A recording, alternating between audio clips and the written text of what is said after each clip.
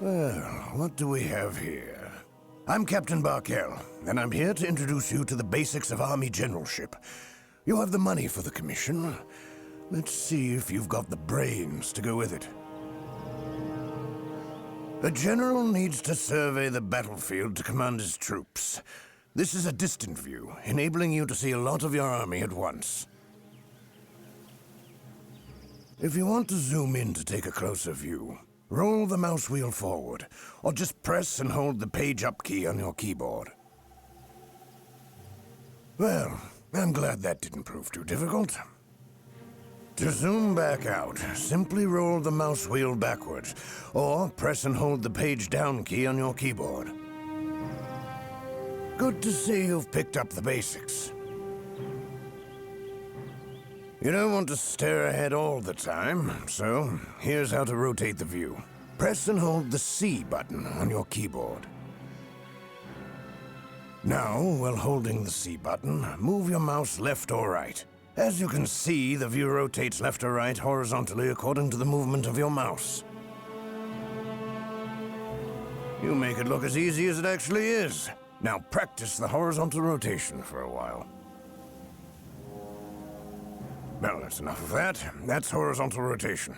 But you can rotate the view freely. To do this, press and hold the left Alt on your keyboard first.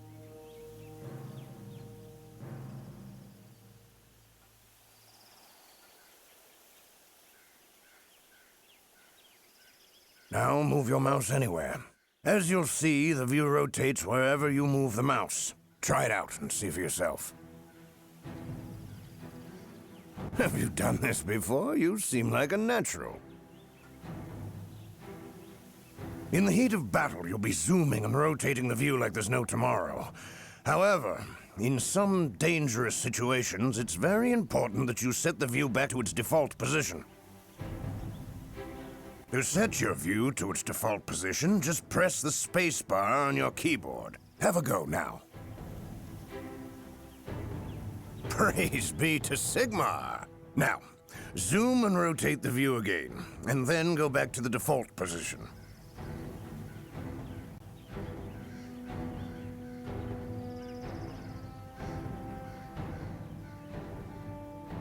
You learn quickly. That's good to see. You don't want to just look around. So, now we'll see how you move on the battlefield. Move your mouse cursor to one of the edges of the screen.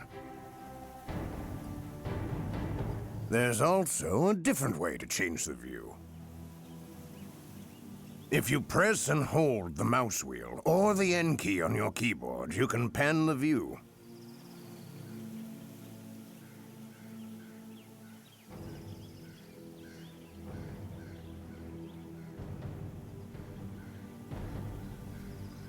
Now move your mouse in any direction. You'll get a medal from the Emperor, to be sure. As you can see, the battlefield moves below you as if you grabbed and pulled it by the mouse cursor. Well, since you've mastered that, I'll let you in on a third way to move the view above the battlefield. But don't tell anyone else. At the lower left corner of your screen, there's an overview map called the mini-map. Here, you can see the top view of the whole battlefield. The white triangle shows your camera position. Now, move your mouse cursor to the red circle on the mini-map and click the left mouse button. There's no stopping you, is there? The camera jumped to this new location. Why don't you try it again? You've learned how to manipulate your view of the battlefield so far. However, you're going to actually have to command your army to win battles. So, let's take a look at that. You can see a small force in the middle of the military camp. The Count thinks a lot of you and has given you some of his soldiers to command. Lucky you. There are no individual soldiers on the battlefield. Every soldier is part of a group called a unit. Now, here you have a swordsman unit, which is a basic melee unit, and next to them is a handgunners unit, which is a basic ranged unit in the Empire Army. To get the attention of the swordsman unit, just click with the left mouse button on either the soldiers, the unit banner above them, or the unit card on the user interface at the bottom of the screen. Sigma, Now they're ready to be ordered about. I'll show you how you can move them around. Move the mouse cursor to the red circle on the battlefield and press the right mouse button. Under victory! As easy as that. Now the swordsman will move to where you've clicked. They're an obedient lot. Let's try it again, just to be sure. Move the cursor to the red circle and press the right mouse button again. Step out smartly, lads! Yes, you've definitely got this mastered. Victory will be yours. One way to select multiple units is the selection rectangle. Move your cursor anywhere on the battlefield, then press and hold the left mouse button and start to move the mouse. Well, you seem to have got that. Now you're drawing a green rectangle. Try to surround the swordsman and the handgunners with the rectangle and then release the mouse button. If you surrounded them completely, both units will be selected. We await your orders. Well done. The Count will be most happy. Most of your units will move in formations. They form a square-like shape that helps them fight together and makes it harder for the enemy to harm them. However, moving in formation takes extra time, and in addition, the units that move in formation are more vulnerable from the back. So it's very important that you make sure you have them facing the right way. Never show your back to the enemy. For the most efficient use of your troops, you need to combine movement and facing change. Move your mouse cursor to the red circle. Then press and hold the right mouse button.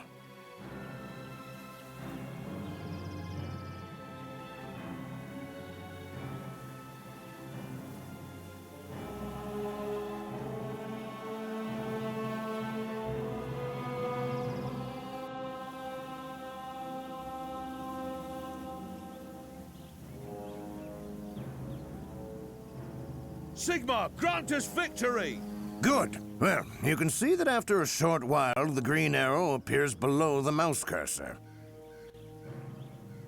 If you release the button, the unit moves to the target location and faces in the direction you selected. Quickly, men, move up! Well, the art of war is no mystery to you, is it? You don't have to wait for the green arrow to appear. There is a faster way to set your units facing at the target location. And here's how. Move your cursor to the red circle. Next, press and hold the right mouse button and move your mouse quickly in the desired direction. Under victory! Well, that's the style. As you can see, the green arrow appears immediately and points in the direction of the mouse cursor. Now simply release the right mouse button to move your unit into position. You have the precision of a marksman, no mistake. Today we learn the basics of the view controls and some simple unit commands. Now, you can stay and drill the men, or you're free to go back to your chambers and rest. Meet me here tomorrow morning, first thing, and we'll get into the really exciting stuff. Fighting. Praise Sigma! Victory!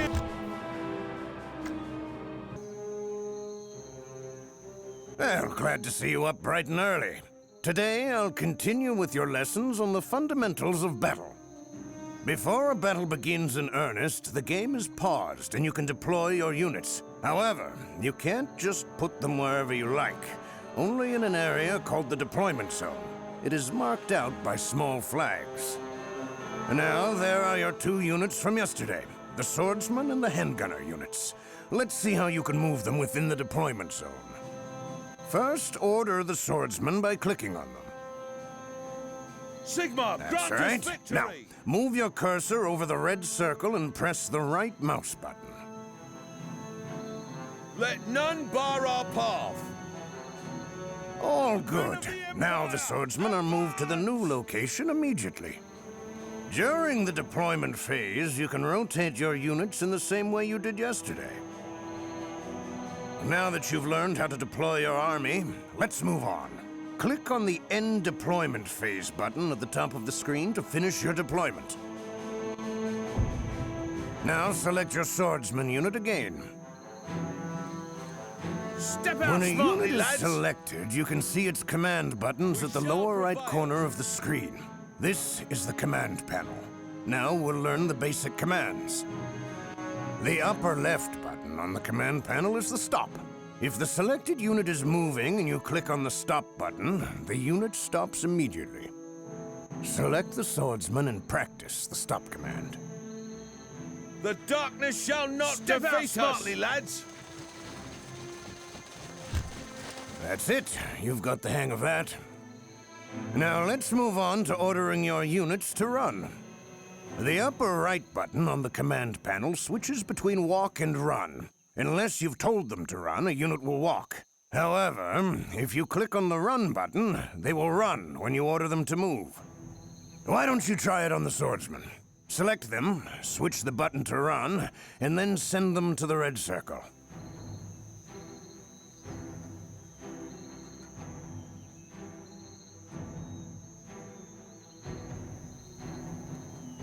Men of the Empire. The distance a unit can travel depends on the stamina of the unit.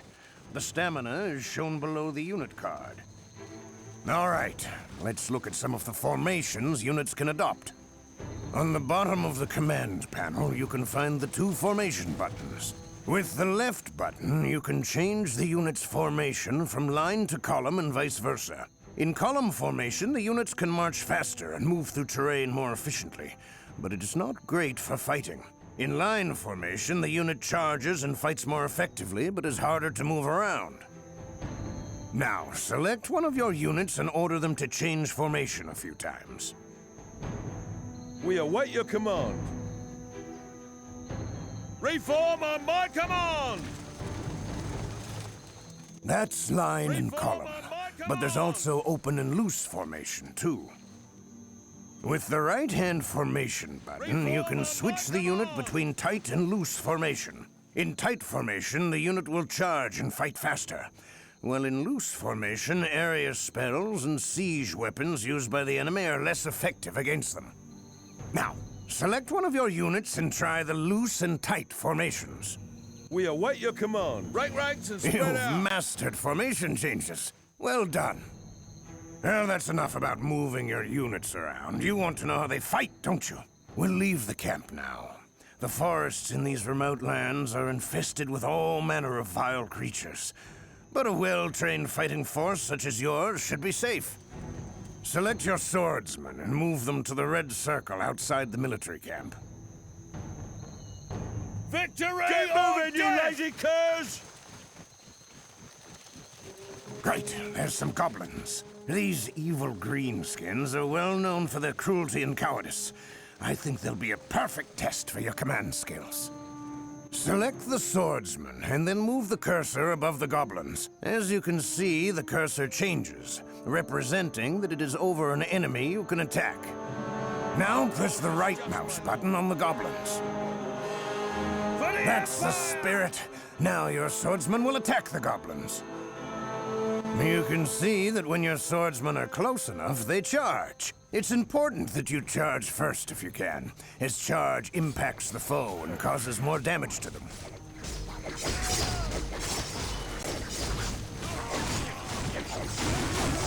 Your swordsmen greatly outnumber the goblins, and they don't like getting cut down, so the little bastards' morale starts to drop. You can see their morale on their unit banner above them, and also below their unit card on the user interface. It's a light gray line that drops if the unit is being attacked. Low enemy morale is good, but it is crucial that your units don't lose too much morale. Troops with poor morale fight less effectively.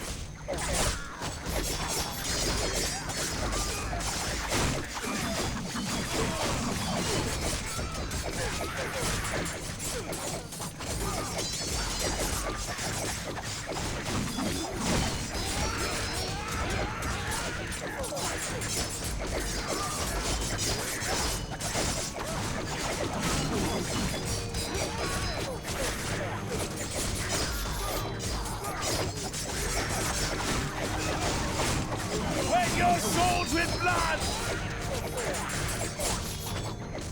Now the goblins have lost all of their morale, and they've been well and truly beaten. Now they turn tail and run for it. Your swordsmen won't pursue them. That's because they're in their default stand ground stance. If you want to change their stance, just click on the stand ground button on the command panel. Standing down and awaiting orders. Now the swordsmen are in charge at will stance.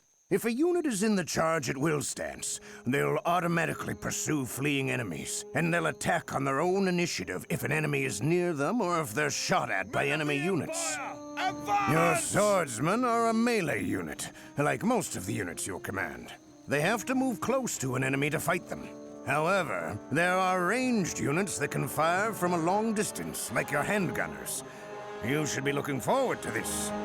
You need to select the handgunner and jump the view to them by double-clicking on their unit card. Death for glory! See how quick that was? Well done. As I said, ranged units can fight from a long distance. You can see the shooting range of a unit if you select the Show Range button on the left side of the minimap. Now you can see a green circle around your handgunner. This is their shooting range. Quite a distance, isn't it? If the target is within this range, the handgunners can attack them without moving. Now let's practice your shooting skills. Select your handgunners and move the cursor over the barrels in the red circle. As you can see, the cursor changes to a bow, representing that the object it's over is within the range of the handgunners and can be shot at. Now, click on the barrels with the right mouse button to get your handgunners to loose off a few rounds. Give them hot lead! Spectacular! Their aim is perfect. Today, you learn the basics of the melee and the ranged fight. Now, you can stay and practice these skills with your units, or go back to your room and rest up for a long day tomorrow. Come back here after breakfast, and we'll continue with your lessons. Praise Sigma! Victory is yours! Sleep well, Commander? This is our last day together, and the most important one if you want to stay alive long enough to make a difference. Today, I'll teach you how to command heroes and units together, and how to duel with challengers. Here we have your swordsman, and we're lucky enough to have been joined by Lucius Thyrandus, one of the new battle wizards they're teaching in Altdorf. But enough introductions. Let's start the lesson. Heroes, such as Lucius and yourself, are individual characters whose fighting skill elevates them far above the ordinary troops. They're very dangerous, even if they're alone. But sometimes they're even more effective if they fight together with a unit of ordinary soldiers. Get the attention of Lucius. The lore of fire it is seems he's in a mine. good mood. Now, in the lower right corner of the command panel, you'll see the Attach Hero button. Press the button. Then move the cursor above the swordsman and press the left mouse button on them.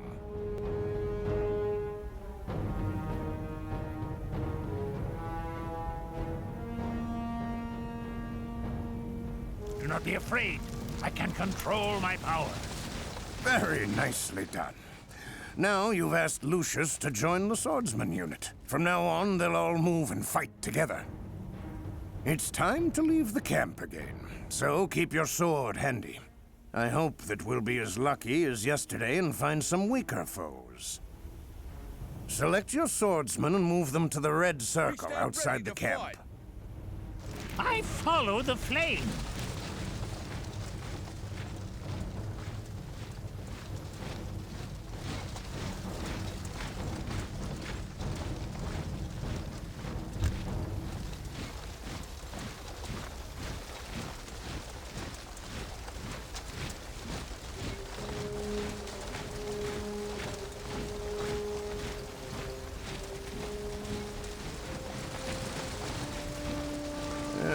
This is easy for you now, isn't it? As you can see, Lucius moves together with the swordsman, just like I said.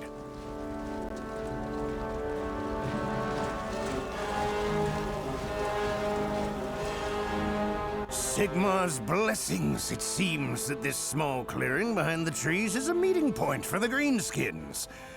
Now, there are some night goblins around that campfire. They are more dangerous than normal goblins. They fight more ferociously, and their weapons are often poisoned with strange fungal juices. Swords alone might not be enough today. As luck would have it, Lucius has a spell or two up his sleeve that will help you. On the wizard's command panel, you can see the icon of a fireball spell. Click on it with the left mouse button.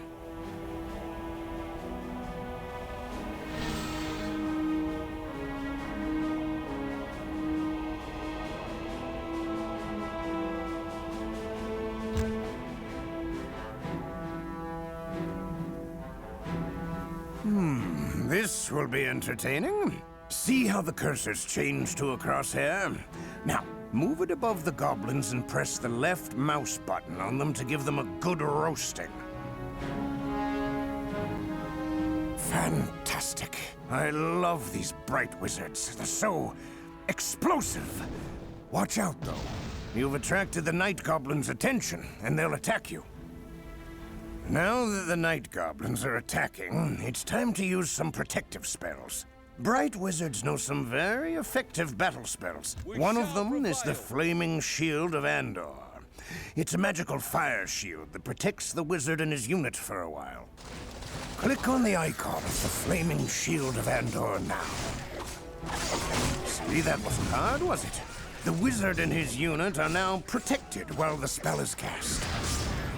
Unfortunately, spells are not cast from thin air as much as it might seem that way. At the top of the screen, you can see a blue bar.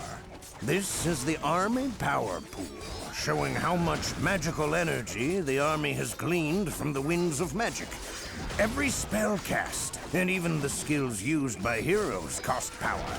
If a hero casts too many spells, the others won't be able to cast theirs. The Army Power Pool refills over time as the winds of magic blow softer or stronger. But this process is slow, so you must use your spells and skills sparingly and wisely.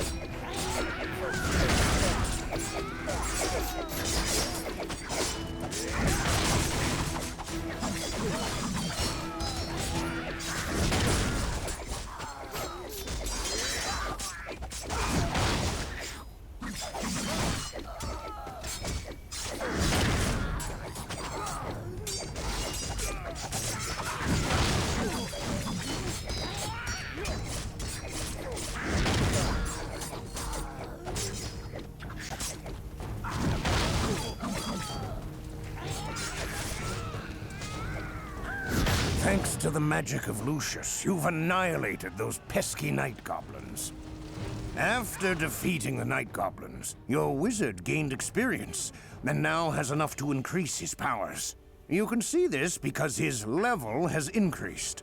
If a hero increases his level, his attributes get better, and he can learn new skills and spells. To choose new spells for Lucius, select the wizard and click on the small shield in the upper left corner of his portrait. This will open up his skill tree window. That's the one. Here, you can spend the available skill points he's earned to learn new skills or to improve existing ones. There are 3 sections. The left one contains skills and spells that make a hero a more dangerous fighter. The middle one contains the dual skills and spells used in single combat with enemy heroes. The right-hand one contains skills and spells that make the army, and especially the hero's unit, more effective on the battlefield. Click on one of the available skills with the left mouse button to spend a skill point. Lucius looks pleased with your choice. Now spend the remaining skill points.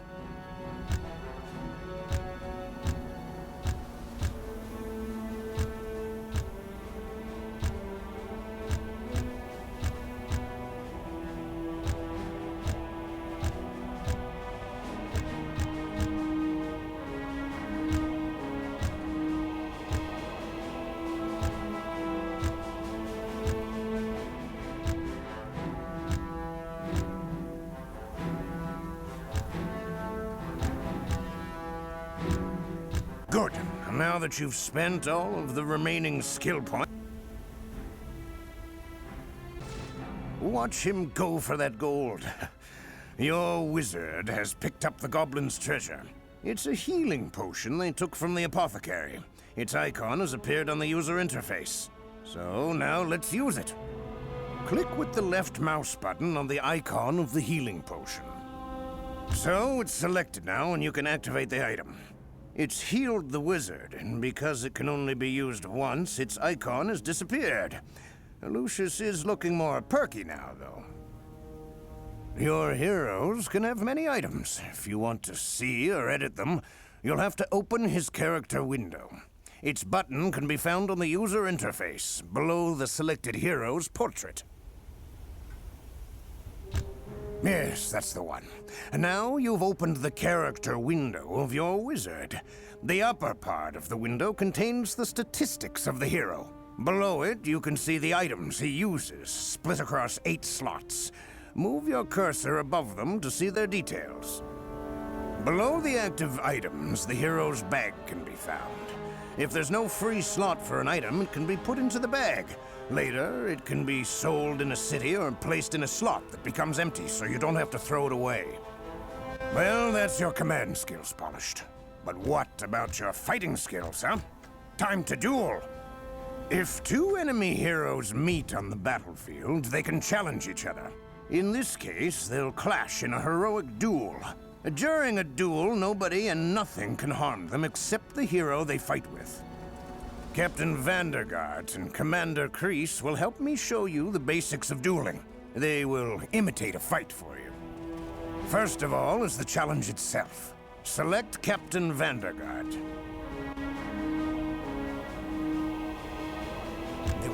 He's listening to you. Now a special effect appears around him. It shows that an enemy hero is near him. In addition, you can see the captain's icon on the screen above the command panel. Next to the captain's icon, there's a smaller icon, which shows the enemy hero. To challenge the enemy hero, just click on his small icon with the left mouse button. That's it. Now the captain starts to approach the enemy hero. And when they meet, a bright effect, which we call the duel circle, appears around them. From that moment, they can't be attacked or harmed by enemies outside the circle. It's an honor thing, I'm told. Now the duel begins. The buttons on the captain's command panel have been changed. And now you can see the duel buttons here. On the top of the command panel, the 3 buttons from the left are the general duel skills. You can use them anytime. They don't cost power. Click on one of them now. Good. As you can see, if you activate a general duel skill, all the 3 general duel skills are given a cooldown time. During this time, you can't use them. Next to them is the flee button. If you think your hero is losing and want to save him, you can click on this button to force him to flee from the duel. And be careful with this, however. Your men don't like to see their leaders running from a fight, and this unseemly act will reduce their morale. These 4 buttons on the top of the command panel are the same for all heroes. In the middle of the command panel, the unique duel skills can be found. They're different for each hero. Unlike the general skills, unique skills cost power to empty, so you must use them carefully. The different heroes have different duel spells and skills, so it's impossible to show you all of them.